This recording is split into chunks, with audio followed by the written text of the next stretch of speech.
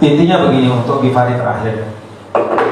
Indonesia, kalau kita hanya di Indonesia, potretnya kelam. Tapi kalau Anda keliling ke bagian-bagian lain dunia Islam, Indonesia itu bercahaya. Jadi saya kebetulan dikaruniakan kesempatan untuk datang ke hampir semua negara-negara Islam, baik ketika saya sudah di Kairo dulu ataupun setelahnya. Berislam yang paling leluasa di dunia ini hanya di Indonesia. Bahkan dengan di Mesir pun jauh masih luas, baik itu dalam sisi pendidikan, sosial maupun gerakan.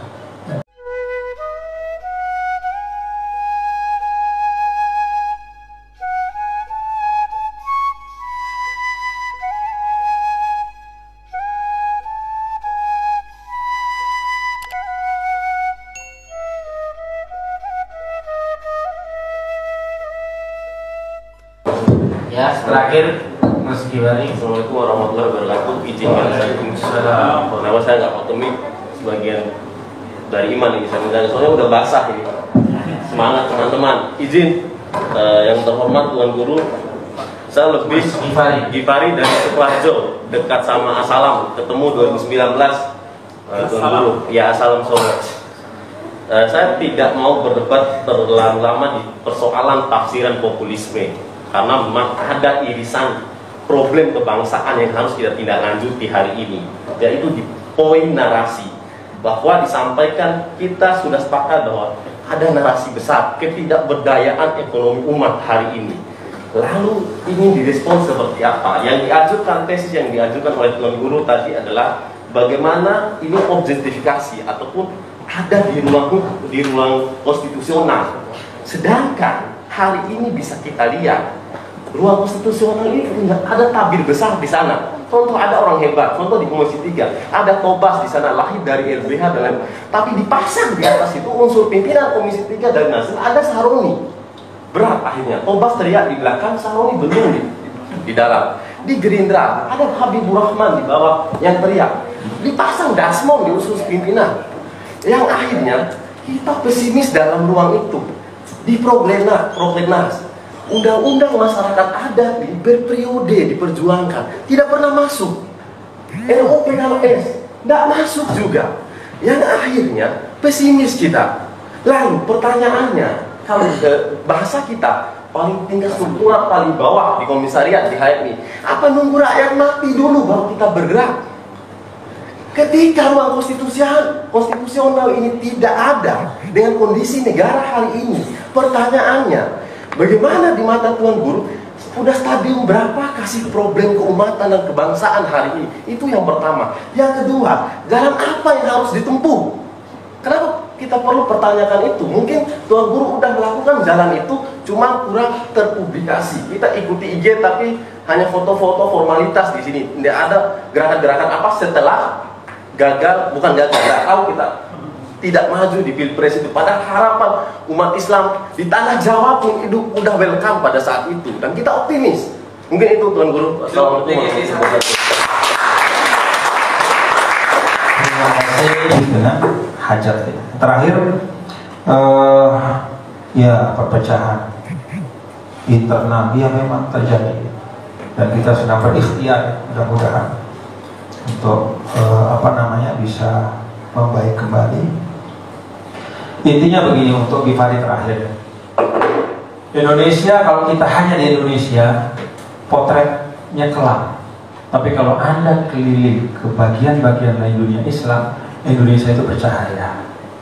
Jadi saya kebetulan dikaruniakan kesempatan untuk datang ke hampir semua negara-negara Islam, baik ketika saya sudah di Kairo dulu ataupun setelahnya. Berislam yang paling leluasa di dunia ini hanya di Indonesia. Bahkan dengan di Mesir pun jauh masih luas, baik itu dalam sisi pendidikan, sosial maupun gerakan. Di negara selain Indonesia, negara Islam selain Indonesia, itu hampir tidak ada ormas Islam. Mereka bingung apa itu ormas Islam, hampir tidak ada, karena selalu vis-a-vis dengan negara, diletakkan sebagai musuh negara. Kalau kita kan tidak, menjadi mitra dalam membangun Indonesia. Jadi saya ingin sampaikan bahwa Kita pakai helikopter view lihat Indonesia ya. Kita naik ke atas sedikit untuk mengkomparasi dan melihat negara-negara lain. Insya Allah di situ kita akan banyak bersyukur. Terima kasih. Assalamualaikum warahmatullahi wabarakatuh.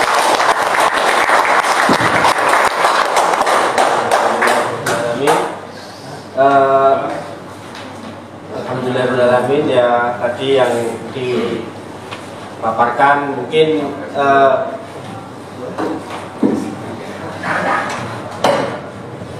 tadi terkait bagaimana populisme Islam, yaitu tentang bagaimana beliau tadi sudah menceritakan ketika beliau memimpin, bagaimana program-program beliau, adanya salah satu tantangan yaitu terkait kohesivitas sosial, bagaimana harus dikurangi, yaitu kohesivitas sosial, bagaimana kerumunan-kerumunan yang terkait peran primordialisme dan lain-lain. Terus tentu saja ini menjadi tantangan kita bersama, bagaimana kita sebagai mahasiswa Islam terkait populisme Islam tersebut. Jadi saya waktu itu pertama kali melihat Tuan Guru ini di televisi ketika beliau tahun 2016 pernah mengkritik Jokowi. Saya sangat mengidolakan beliau sekali. Ketika itu beliau mengkritik Jokowi terkait beras bulog. Mengkritik bulog di depan Pak Jokowi ya. Itu yang pertama kali saya tahu. Waktu itu saya langsung mengidolakan beliau ini. Sepertinya adalah calon presiden RI ke depan. Amin. Kita sama-sama mengakhiri. Lalu terkait bagaimana yang dipaparkan, saya mengingatkan saya tentang bagaimana kutipannya Cak Nun, yaitu terkait Tuhan yang tahu akidahmu, masyarakat hanya butuh akhlakmu. Mungkin itu saja pemaparan dari beliau. Semoga harapan beliau dan kita semua terkait Islam itu menjadi sebuah Islam yang sejuk, rahmatan lil alamin, dan mampu duduk di parlemen dan mampu mengakomodasi kepentingan umat Islam yang secara mayoritas sebagai penduduk paling besar di Indonesia. Itu saja dari moderator, kurang lebihnya mohon maaf. Assalamualaikum warahmatullahi wabarakatuh. Ini saya dari cabang Jogja. Terima kasih Ustaz Naim. Amin. Alhamdulillah. Foto bareng. Dua sesi saja. Dua sesi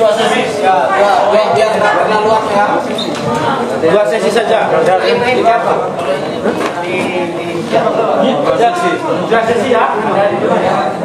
Dua sesi aja. Ini mas 3 sesi jadinya.